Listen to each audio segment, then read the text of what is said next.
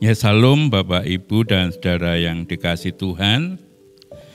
Ya kiranya damai sejahtera, kasih karunia dari Allah Bapa kita dan dari Tuhan kita Yesus Kristus senantiasa melimpah di dalam setiap kehidupan kita. Mari saya ajak untuk membaca firman Tuhan di dalam Injil Yohanes pasal 6.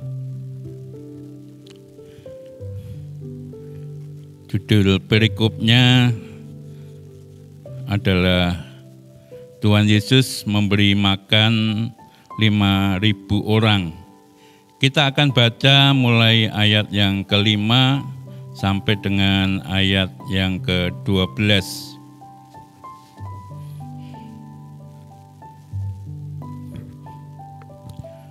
Demikian firman Tuhan. Ketika Tuhan Yesus memandang sekelilingnya dan melihat bahwa orang banyak berbondong-bondong datang kepadanya, berkatalah ia kepada Filipus, "Di manakah kita akan membeli roti supaya mereka ini dapat makan?" Hal itu dikatakannya untuk mencobai dia, sebab ia sendiri tahu apa yang hendak dilakukannya. Jawab Filipus kepadanya, "Roti seharga 200 dinar tidak akan cukup untuk mereka ini, sekalipun masing-masing mendapat sepotong kecil saja." Seorang dari murid-muridnya, yaitu Andreas, saudara Simon Petrus, berkata kepadanya, "Di sini ada seorang anak yang mempunyai 5 roti jelai dan 2 ikan. Tetapi apakah artinya itu untuk orang sebanyak ini?" Kata Tuhan Yesus, "Suruhlah orang-orang itu duduk. Adapun di tempat itu banyak rumput, maka duduklah orang-orang itu, kira-kira 5.000 laki-laki banyaknya." Lalu Tuhan Yesus mengambil roti itu, mengucap syukur, dan membagi-bagikannya kepada mereka yang duduk di situ. Demikian juga dibuatnya dengan ikan-ikan itu, sebanyak yang mereka kehendaki. Dan setelah mereka kenyang, ia berkata kepada murid-muridnya, "Kumpulkanlah potongan-potongan yang lebih, supaya tidak ada yang terbuang." Puji Tuhan. Bapak, Ibu, dan saudara yang dikasihi Tuhan, saya sangat percaya kita seringkali mendengar firman Tuhan ini, membaca, merenungkan, dan kali ini kita kembali merenungkan firman ini. Dan kalau kita menyimpulkan, tadi Tuhan Yesus mengatakan bahwa Tuhan sedang mencobai kepada Filipus, karena Tuhan tahu apa yang seharusnya Tuhan lakukan untuk menolong orang-orang yang pada waktu itu mengikuti Dia. Nah, dari ayat-ayat yang kita baca ini, Tuhan Yesus hendak mengajar kepada murid-muridnya dan saat ini juga kepada kita, setiap kita yang percaya kepadanya, untuk memiliki kepedulian, untuk tidak hanya memikirkan kebutuhan atau kepentingannya sendiri-sendiri saja, tetapi juga kepentingan orang lain. Nah, kita akan coba merenungkan, menggali beberapa kebenaran yang bisa kita pelajari dari kebenaran firman Tuhan ini. Apa yang harus ada di dalam setiap kehidupan kita, sehingga sebagaimana Tuhan Yesus sangat-sangat peduli kepada orang-orang yang saat itu membutuhkan kepedulian dari Tuhan. Ada beberapa hal yang bisa kita pelajari. Yang pertama adalah agar supaya kita bisa memiliki kepedulian, memikirkan kebutuhan orang lain, yaitu memiliki hati yang penuh dengan belas kasihan.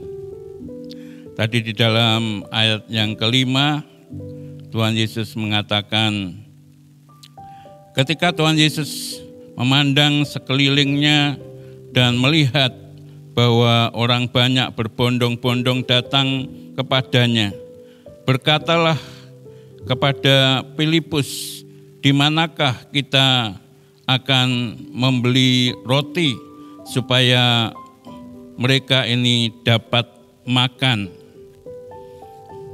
Bagaimana Tuhan Yesus memiliki pemikiran yang sedemikian. Mereka lapar, sudah mengikuti Tuhan Yesus dan mereka harus makan. Maka timbul satu pemikiran, di mana kita bisa membeli makan agar supaya mereka bisa makan. Ini adalah merupakan wujud belas kasihan yang daripada Tuhan. Kalau kita membaca di dalam Injil Markus pasal yang ke-6, dalam perikop yang sama, di sana lebih jelas dikatakan Tuhan timbul belas kasihan bagi orang-orang yang mengikuti Tuhan, yang mereka sudah waktunya makan dan mereka tidak lagi punya persediaan untuk makanan. Maka dikatakan Tuhan Yesus timbul belas kasihannya kepada mereka semua. Artinya Bapak, Ibu, dan saudara-saudara yang dikasihi Tuhan, pada waktu itu Tuhan Yesus ingin agar supaya murid-muridnya pun memiliki kepedulian kepada orang-orang yang pada waktu itu mengikuti Tuhan, agar murid-muridnya memiliki belas kasihan yang sama yang dimiliki oleh Tuhan Yesus. Tetapi apa yang terjadi pada waktu itu? Murid-murid menyarankan supaya Tuhan Yesus menyuruh mereka pergi karena hari sudah malam dan tidak ada tersedia makanan di situ. Tetapi Tuhan Yesus mengatakan dan menyuruh murid-muridnya untuk memberi mereka makan. Pelajaran yang bisa kita petik dari apa yang dipercakapkan antara Tuhan Yesus dan murid-muridnya ini, bahwa Tuhan Yesus mengajarkan sebagai pengikutnya, kita harus punya tanggung jawab atas kebutuhan orang lain, memiliki hati yang penuh belas kasihan, dan membuat kita mempedulikan akan kebutuhan orang lain. Untuk bisa seperti itu, tidak kita harus memiliki hati seperti hatinya Tuhan. Kalau kita hanya menuruti keinginan kita sendiri, ya seperti tadi Filipus atau murid-murid yang lain, ya, kita begitu banyak alasan untuk tidak memperhatikan orang lain, untuk tidak memiliki belas kasihan kepada orang lain. Oleh sebab itu Bapak, Ibu, dan Saudara yang dikasihi Tuhan, jangan sampai kita membiarkan keadaan yang sedang terjadi, keadaan yang ada di dalam setiap kehidupan kita, kemudian membutakan hati kita terhadap orang lain. Anak yang punya 5 ketul roti dan 2 ekor ikan ini menjadi satu contoh. Bahkan ya, kalau orang-orang dewasa harus mencontoh dari seorang anak, ini sesuatu yang sebetulnya sangat-sangat tidak pas. Seharusnya seorang anak mencontoh kepada orang tua yang bisa menjadi teladan. Tetapi dalam peristiwa ini kita harus mengakui bahwa seorang anak ini lebih peka hatinya, lebih peduli, lebih punya belas kasihan. Dia merelakan apa yang dia punya demi untuk orang lain.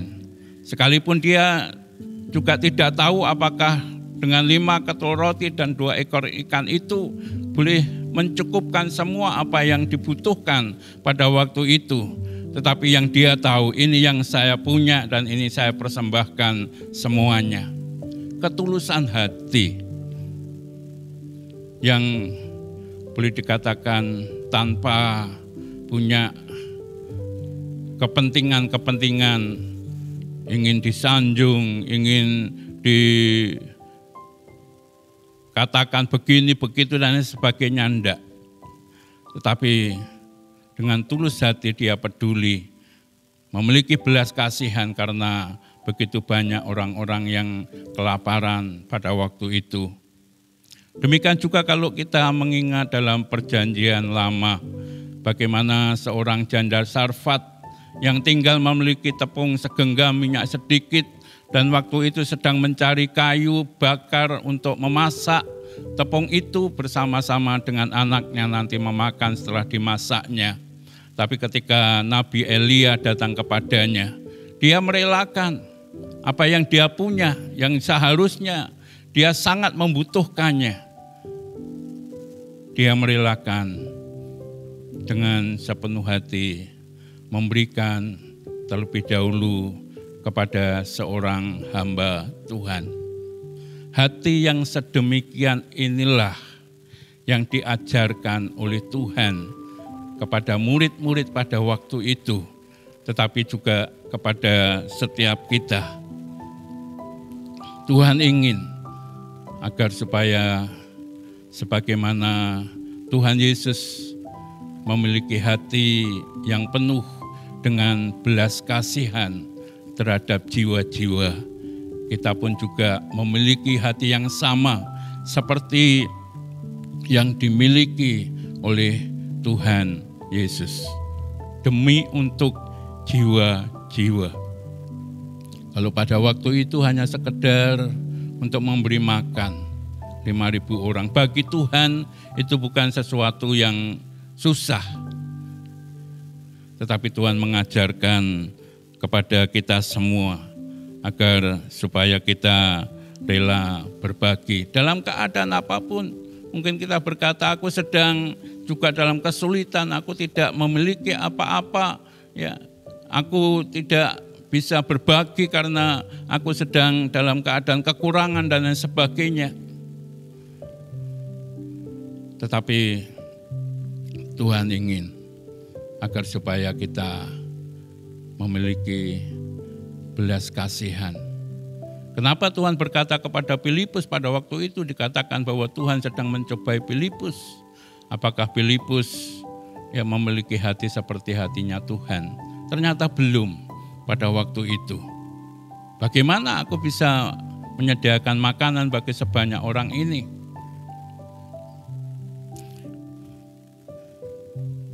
Sebenarnya solusinya bukan seberapa banyak roti yang harus disediakan, seberapa banyak uang yang harus dibelanjakan untuk mendapatkan roti untuk memberi makan 5.000 orang itu. Solusi yang paling utama bukan seberapa banyak roti yang harus disediakan, bukan seberapa banyak uang yang harus dibelanjakan, tetapi solusinya adalah Tuhan Yesus sendiri. Solusinya adalah Tuhan Yesus sendiri. Ketika Tuhan Yesus menguji dan sedang mengajar kepada Filipus bahwa uang itu bukan menjadi solusi atau jalan keluar yang utama.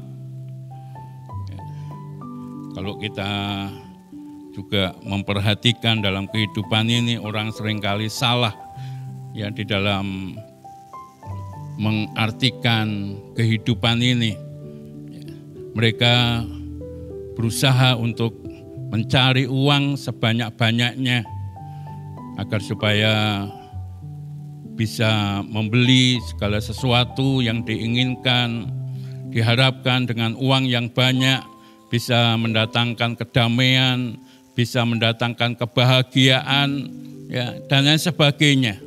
Tapi seringkali justru terbalik, karena menganggap bahwa uang atau barang yang banyak itu bisa memberikan apa yang dia inginkan, tetapi justru kemudian mendatangkan hal-hal yang tidak baik. Karena uang, orang bisa tidak bahagia. Karena uang, orang tidak mendatangkan, menjadi sejahtera. Karena uang, orang tidak bisa menikmati kehidupan ini dengan baik. Karena uang, keluarga justru tercerai-berai dan lain sebagainya. Uang juga tidak bisa membeli ketenangan, kedamaian, dan lain sebagainya. Tetapi solusi yang utama adalah di dalam Tuhan. Saya seringkali menyampaikan kebenaran firman Tuhan, apa yang dikatakan oleh pemazmur. Bagi kita Allah itu adalah tempat perlindungan dan kekuatan sebagai penolong di dalam segala kesesakan, sungguh sangat terbukti. Artinya ketika menghadapi tantangan seberat apapun, masalah sebesar apapun, Tuhanlah yang menjadi solusinya. Tuhanlah yang bisa memberikan jalan keluar yang terbaik bagi setiap kehidupan kita. Bahkan mulai hal yang tidak mungkin bisa kita raih, bisa kita usahakan sendiri, Tuhan berikan kepada kita. Oleh karena anugerah dan kasih-Nya, sampai rela akhirnya menderita, mati di atas kayu salib, demi untuk memberikan solusi dalam kehidupan kita. Itulah kebutuhan kita yang hakiki dalam hidup kita, yaitu keselamatan dan memperoleh kehidupan kekal. Demikian juga dalam hal ini. Ketika kita menghadapi kehidupan ini yang penuh dengan ujian, penuh dengan tantangan, dan kita akan bisa menang atas ujian dan tantangan itu jika kita menjadikan Tuhan Yesus sebagai solusinya di dalam setiap kehidupan kita. Kehadiran Tuhan Yesus selalu memberikan jalan keluar yang terbaik bagi setiap kita orang yang percaya kepadanya dan selalu mengandalkan Dia. Tuhan Yesus sedang mengajarkan itu kepada murid-muridnya pada waktu itu. Bagaimana mungkin kita bisa memberi makan orang sebanyak itu? Dari mana waktunya sudah malam kita bisa membeli makanan? Kemudian uangnya juga tidak ada. Toh jikalau ada makanan yang bisa kita beli.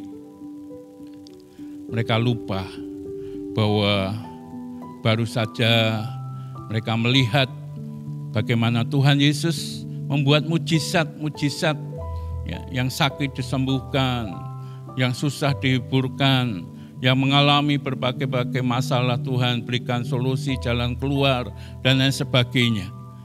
Mereka lupa bahwa Tuhan Yesus sanggup melakukan segala perkara. Di dalam Tuhan tidak ada perkara yang mustahil. Itu yang ingin diajarkan Tuhan kepada murid-murid pada waktu itu. Dan Tuhan Yesus juga mengajarkan agar supaya murid-murid dan kita orang yang percaya kepadanya ikut ambil bagian untuk mencari jalan keluar atas masalah keadaan yang sedang terjadi pada waktu itu.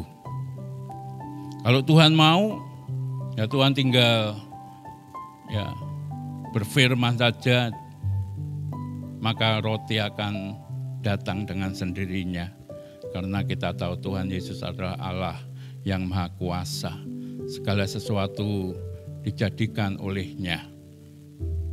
Tapi Tuhan ingin agar supaya murid-muridnya ikut memikirkan, ya, ikut bertindak, ikut ambil bagian, memberikan solusi, ya, jalan keluar, urun rembuk dari apa yang sedang terjadi pada waktu itu. Kalau kita membaca tadi ayat yang ke-8 sampai ayat yang ke-10. Seorang dari murid-muridnya yaitu Andreas, saudara Simon Petrus, berkata kepadanya, "Di sini ada seorang anak yang mempunyai 5 roti jelai dan 2 ikan. Tetapi apakah artinya itu untuk orang sebanyak ini?" Kemudian ada seorang anak yang kemudian memberikan roti dan ikannya kepada Tuhan Yesus melalui Andreas ini.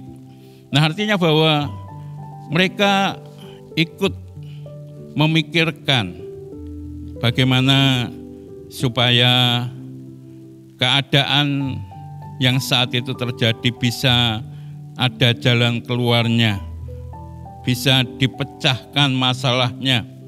Ya, Filipus, Andreas, ya, murid-murid yang lain, semua ikut menyampaikan ide-ide dan pemikiran-pemikiran. Itu adalah merupakan bentuk untuk mencari solusinya. Nah, kemudian seorang anak kecil ini turut ambil bagian untuk memberikan solusi agar supaya apa yang sedang dihadapi pada waktu itu bisa diselesaikan. Nah, demikian juga setiap kita anak-anak Tuhan juga harus turut ambil bagian untuk memberikan solusi, memberikan jalan keluar setiap permasalahan yang ada, baik yang ada di gereja atau juga yang di luar gereja, bagi saudara-saudara kita yang sedang menghadapi kesulitan, saudara-saudara kita yang sedang menghadapi masalah, persoalan, dan lain sebagainya. Ikut ambil bagian di dalam setiap pelayanan-pelayanan yang ada tanpa harus pilih-pilih. Ya. Pelayanan yang Tuhan percayakan kepada kita memang berbeda-beda, tetapi kita tidak pilih-pilih. Aku pilih yang ini supaya bisa dilihat oleh banyak orang, supaya bisa tampil, ya. Tidak. Tetapi apapun yang Tuhan percayakan kepada kita, itulah pelayanan yang harus kita kerjakan. Sebab yang menilai kita bukan orang sesama kita, tetapi yang menilai kita adalah Tuhan. Kalau kita ingat tentang seorang tuan yang mempercayakan talenta ya kepada hamba-hambanya, ya, ada yang diberi kepercayaan 5, ada yang diberi kepercayaan 2, ada yang diberi kepercayaan 1. Ya. Intinya ketika kita melakukan apa yang menjadi bagian kita, bukan masalah berapa dan apa, tetapi kita melakukan dengan sepenuh hati, ya, untuk kita kerjakan dengan sebaik-baiknya. Maka di hadapan Tuhan itu sama, baik yang 5 kemudian bisa melipat gandakan menjadi 10, baik yang dipercaya 2 bisa melipat gandakan menjadi 4. Itu di hadapan Tuhan sama, hai hambaku yang setia. Ya. Kalau kita membaca di dalam Injil Matius pasal 25, sama. Di hadapan Tuhan diperlakukan sama, kecuali yang satu, karena dia salah di dalam memahami apa yang Tuhan percayakan sehingga tidak mengerjakan sama sekali, bahkan menuduh tuannya melakukan hal yang tidak baik. Oleh sebab itu, ini menjadi pelajaran bagi kita semua. Ya, bukan yang seperti seorang anak punya 5, 2 diserahkan semuanya kepada Tuhan. Bukan juga yang hanya memberikan urun rembuk, ya, bagaimana agar supaya itu bisa mendapatkan solusi yang baik. Tetapi apa yang kita kerjakan dengan sungguh-sungguh, dengan sepenuh hati, ya, maka Tuhan akan sangat-sangat menghargai setiap apa yang kita kerjakan. Kemudian yang berikutnya yang bisa kita pelajari dari perikop kebenaran firman Tuhan ini,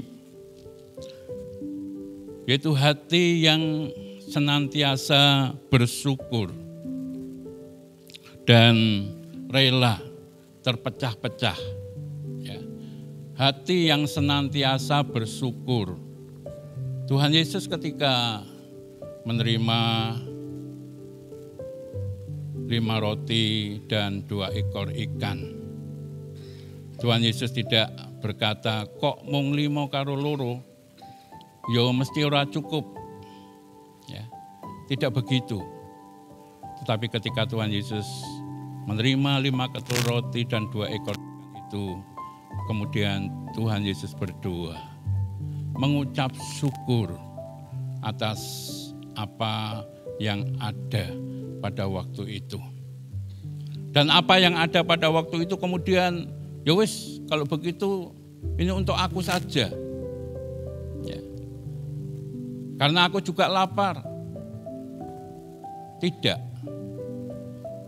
Tapi apa yang diterima Tuhan kemudian dipecah-pecahkan, dibagikan, rela, ya, tidak mementingkan dirinya sendiri, rela berbagi, rela dipecah-pecahkan. Disitulah kita melihat bagaimana kuasa Tuhan dinyatakan, yang tidak mungkin bisa menjadi mungkin, yang mustahil bisa menjadi tidak mustahil. Karena senantiasa mengucap syukur, dan ketika kita bisa mengucap syukur kepada Tuhan atas apa yang Tuhan percayakan kepada kita dan kita mau berbagi. Ya. Akhirnya bukan saja 5.000 orang bisa makan dengan kenyang, tetapi ada sisa 12 bakul. Dan Tuhan memerintahkan kumpulkan semua sisa-sisa yang ada. Ya. Tuhan tidak, wis semua sudah puas makan, ya sudah, sisanya dibuang saja, tidak. Tapi Tuhan tetap menghargai ya, apa yang daripada Tuhan waktu itu. Ya, kita juga harus menghargai setiap, kalau nasi itu dikatakan setiap butir nasi, ya kita sangat hargai. Oleh sebab itu saya belajar ketika makan, ya harus apa yang sudah ada dalam piring itu harus dihabiskan. Ya, ketika disuguh, ya kita berusaha untuk memakannya, sebab itu berkat yang daripada Tuhan. Kita tidak menyia-nyiakannya. Mungkin orang berkata, wah drombomen, ya makannya banyak. Tidak, tetapi kita ingin bersyukur dan menghargai apa yang Tuhan telah berikan kepada kita semua. Tuhan Yesus mengajarkan itu kepada murid-muridnya. Nah, Bapak, Ibu, dan Saudara yang dikasihi Tuhan, mari kita belajar dari apa yang diajarkan Tuhan Yesus kepada murid-muridnya ini, untuk senantiasa peduli kepada kepentingan orang lain, kebutuhan orang lain, ya. Melalui kita memiliki hati yang penuh dengan belas kasihan, ya. Kita mencari solusi yang terbaik, ya, atas masalah persoalan tidak acuh tak acuh terhadap apa yang sedang dihadapi. Kita juga harus ikut ambil bagian untuk mengerjakan semuanya dan didasari dengan hati yang senantiasa bersyukur dan rela dipecah-pecahkan, rela berbagi, sekalipun untuk diri sendiri mungkin, ya, kita masih butuh, kita masih kurang, tapi mari kita belajar, ya, kita belajar, dan kita sangat percaya di dalam Tuhan. Tuhan tidak akan membuat kemudian semuanya berlalu begitu saja, tapi saya sangat percaya sisa 12 bakul, anak yang memberi 5 ketul roti dan 2 ikan tadi, ya, akan mendapatkan kembali. Bahkan bukan saja 5 ketul roti dan 2 ekor ikan, silahkan ambil, ya, seberapa mau. Itulah Tuhan bagi kita semua. Maka mari dengan kebenaran firman Tuhan ini kita memperhatikan, kalau kita melihat bangsa dan negara kita saat ini sedang menghadapi berbagai-bagai tantangan, persoalan, masalah, dan lain sebagainya. Tuhan Yesus berkata, jadilah terang. Ya, jadilah terang. Mari kita menjadi solusi bagi bangsa dan negara kita. Ya, pertama yang kita kerjakan, kita terus berdoa. Ya, karena kita tahu dengan apa yang kita doakan, Tuhan akan bertindak, berkarya dengan sangat luar biasa. Tetapi kita juga ikut ambil bagian dengan apa yang Tuhan percayakan kepada kita, sehingga kita langsung bisa memberikan kepada mereka, orang-orang yang membutuhkan, untuk bisa memberikan solusi bagi mereka, jalan keluar bagi mereka. Dan melalui Bapak Gembala kita bersyukur bukan hanya kali ini saja. Ya, hari Minggu kemarin sudah diumumkan, kita memperhatikan saudara-saudara kita yang ada di NTT. Ya, dulu awal-awal pandemi kita juga memperhatikan jemaat yang sedang menghadapi kesukaran, kesulitan, ya, dan lain sebagainya. Kita terus didorong untuk menyatakan kasih yang daripada Tuhan. Ya, kita tidak saja berbicara tentang kasih, tetapi kita mewujudkan kasih itu melalui langkah-langkah kehidupan kita. Dan saya sangat percaya melalui itu semua menjadi kesaksian yang sangat memberkati dan bahkan akhirnya boleh membawa jiwa-jiwa untuk datang kepada Tuhan. Ya. Puji Tuhan, kiranya Tuhan memberkati kita sekalian. Amin.